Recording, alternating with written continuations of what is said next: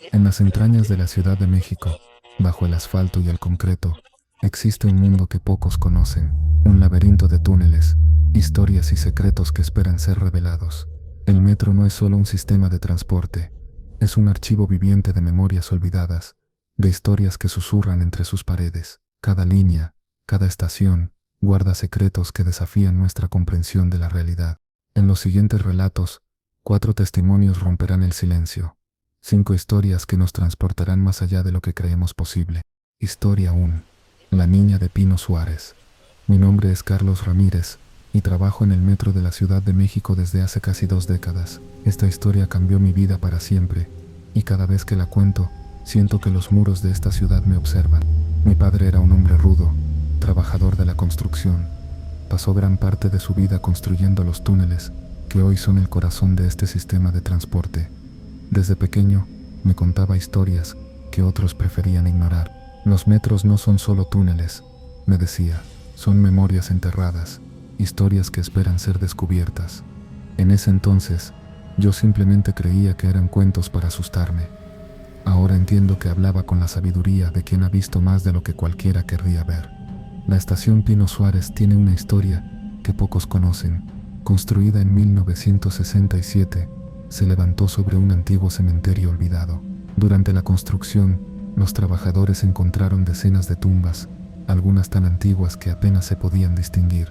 Mi padre me contaba que varios trabajadores renunciaron durante la construcción. Hablaban de sonidos extraños, de voces que venían de la tierra removida, de sombras que se movían entre los escombros. La mayoría de los supervisores lo tomaban como superstición de trabajadores cansados.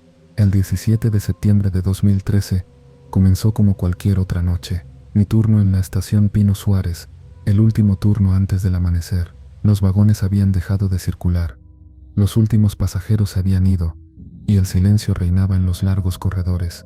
Mis pasos resonaban en los azulejos blancos y azules, típicos de las estaciones más antiguas del metro. Llevaba conmigo una linterna y mi radio de comunicación, elementos básicos para un vigilante nocturno.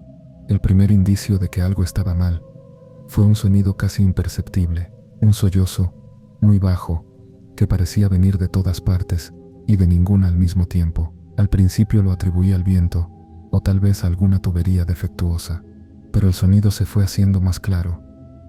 Era un llanto infantil, pero no como los que había escuchado antes. No era un llanto de dolor, ni de miedo. Era un sonido que me provocaba un escalofrío, que me recorría toda la espina dorsal. Cuando enfoqué mi linterna hacia el túnel lateral, sentí que mi corazón se detenía.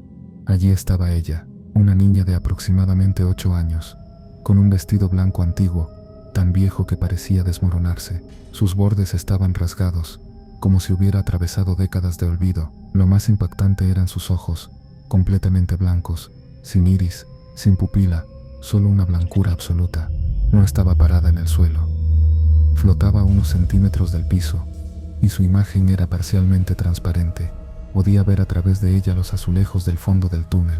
Intenté acercarme, movido por una mezcla de curiosidad y un miedo que no podía explicar. Pero cuando di 2 pasos, ella simplemente se desintegró en la oscuridad, como si nunca hubiera estado allí.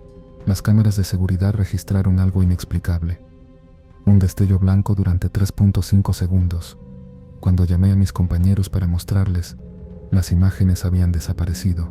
Investigaciones posteriores revelaron una historia no contada. En 1985, una niña llamada Elena Rodríguez desapareció misteriosamente cerca de esta área. El caso nunca se resolvió. Quedó en el olvido como tantos otros en esta gran ciudad.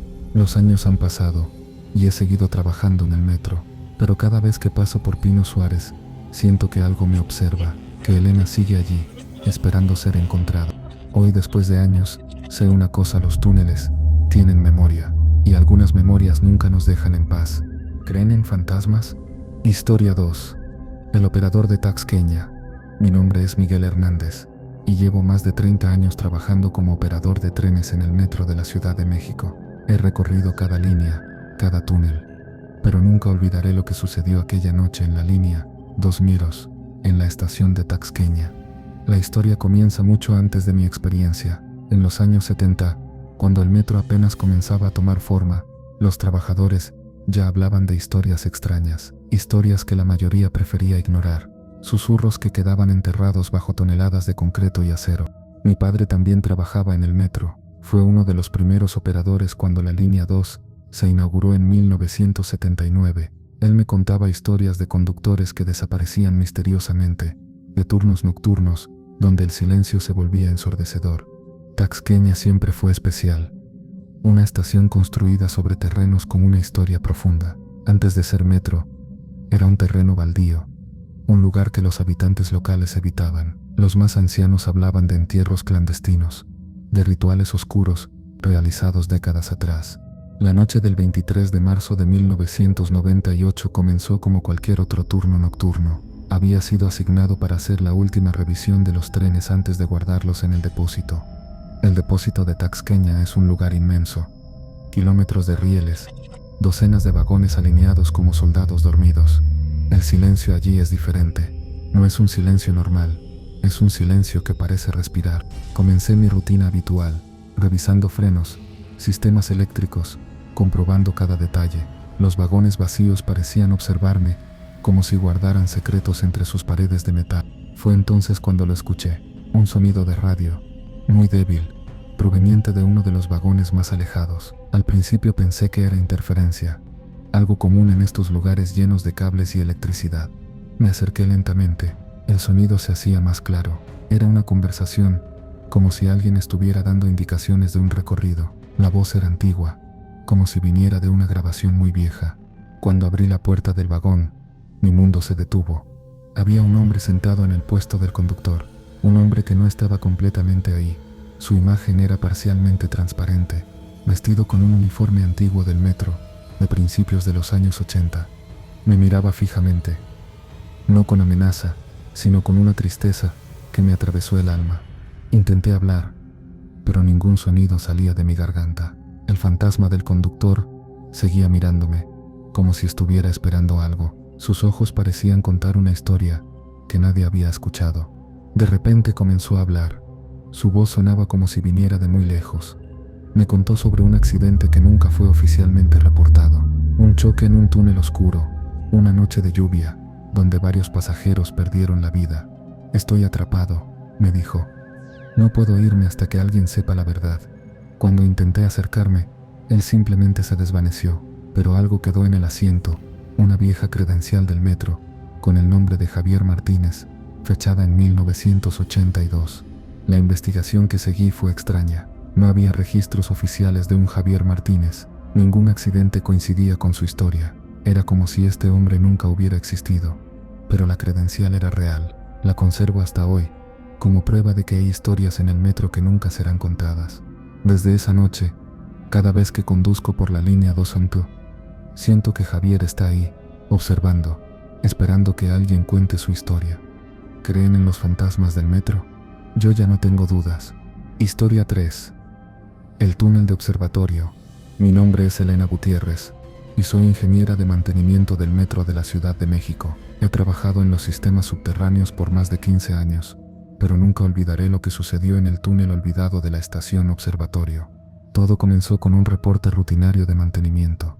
Un tramo de túnel entre las líneas 1 y 9, un sector que parecía no existir en ningún plano oficial. Mis compañeros lo llamaban el túnel fantasma, pero yo siempre lo había tomado como una broma de trabajadores. La Ciudad de México es un lugar construido sobre capas de historia. Cada metro de subsuelo guarda secretos. El metro no es solo un sistema de transporte, es un laberinto de memorias enterradas, de historias que nadie se atreve a contar. El 25 de noviembre de 2011 recibí el extraño reporte. Una anomalía en los sistemas de comunicación. Interferencias eléctricas inexplicables en un sector específico del túnel. Los técnicos anteriores habían intentado investigar, pero siempre terminaban pidiendo cambio de turno.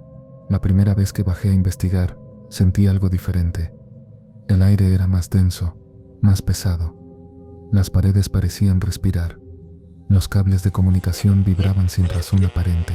Mi equipo de medición registraba lecturas extrañas, fluctuaciones de temperatura, campos electromagnéticos, que no correspondían a ningún patrón conocido. Era como si ese tramo de túnel viviera bajo sus propias reglas físicas. La historia local hablaba de que ese sector Había sido construido sobre un antiguo lugar de sacrificios aztecas. Los trabajadores más antiguos susurraban historias de voces que se escuchaban en la oscuridad, de sombras que se movían entre los túneles.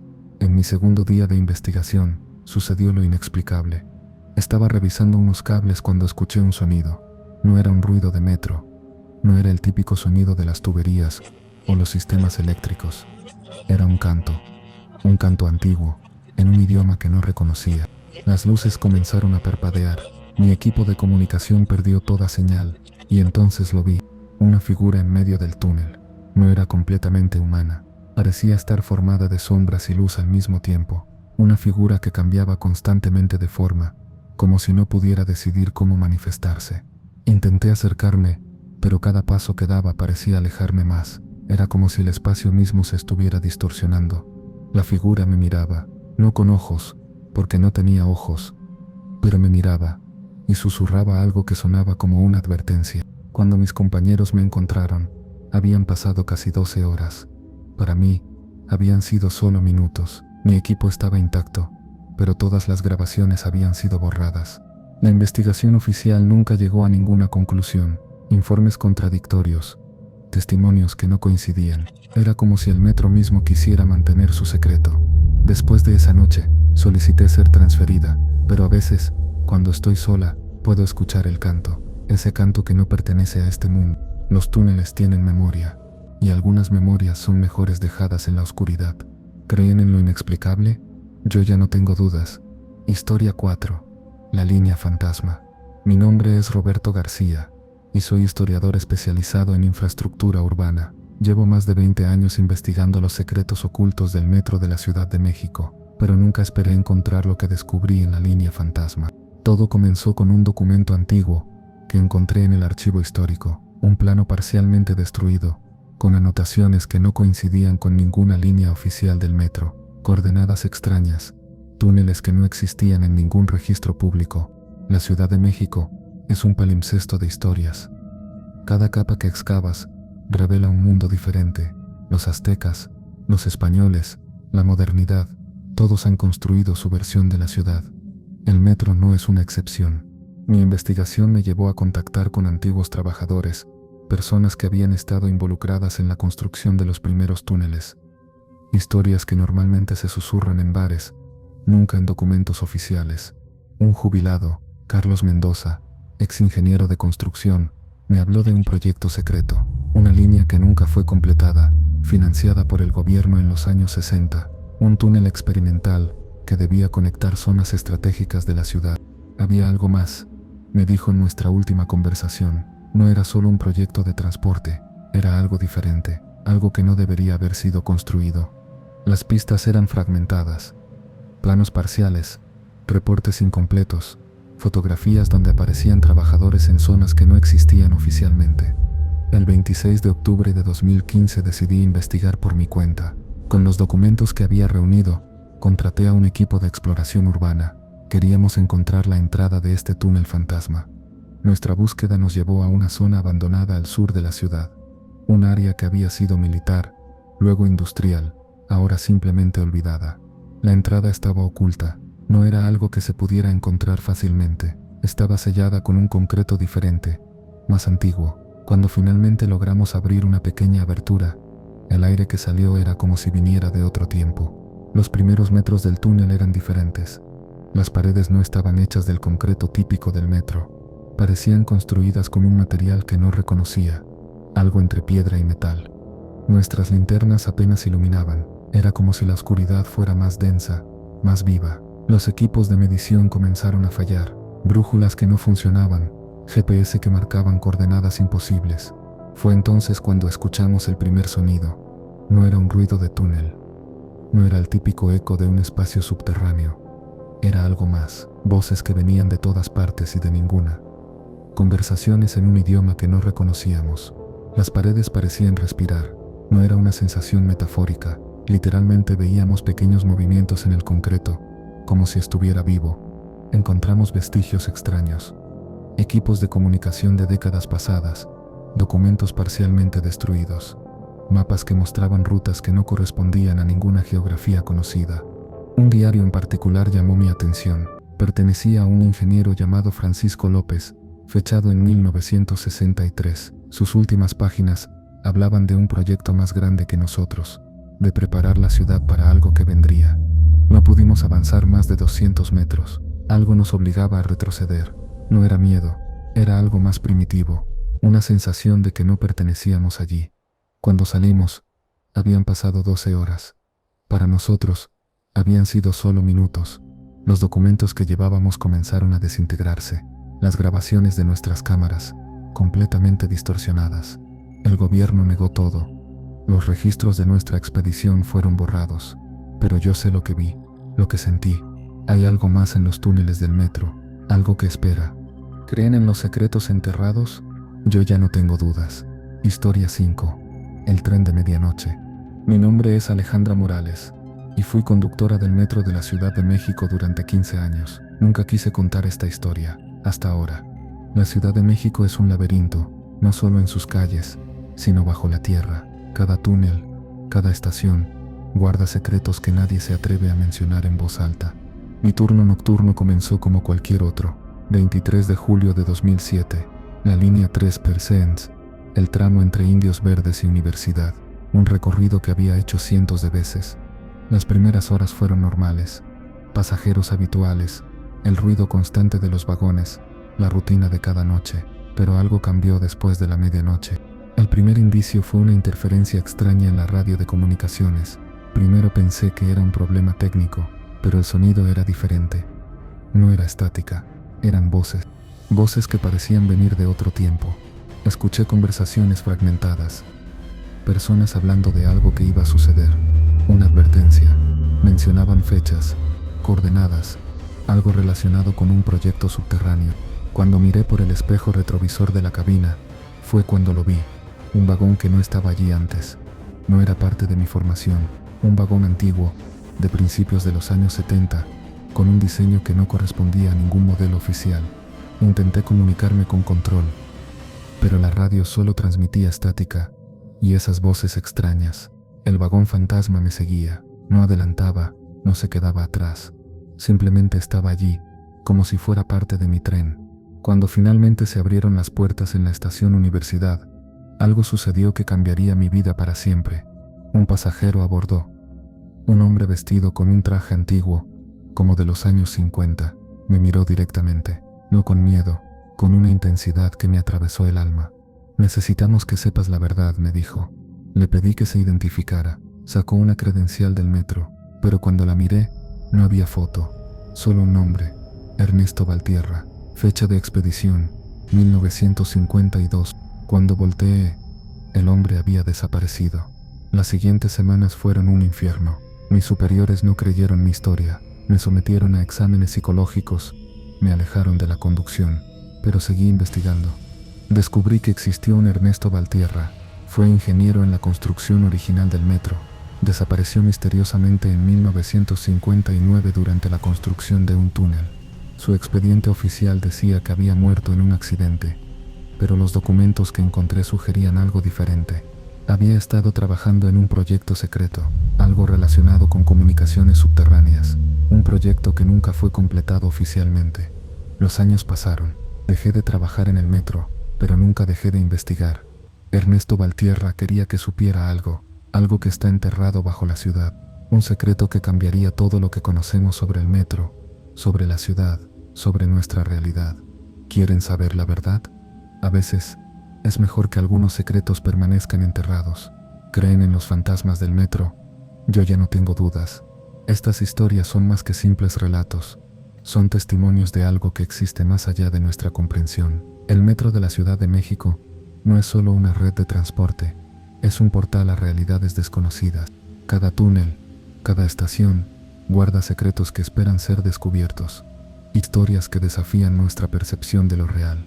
¿Quieres conocer más sobre los misterios del metro? Suscríbete a nuestro canal. Síguenos en redes sociales. Comparte tu propia historia. Los secretos del metro esperan ser revelados. ¿Te atreves a escucharlos?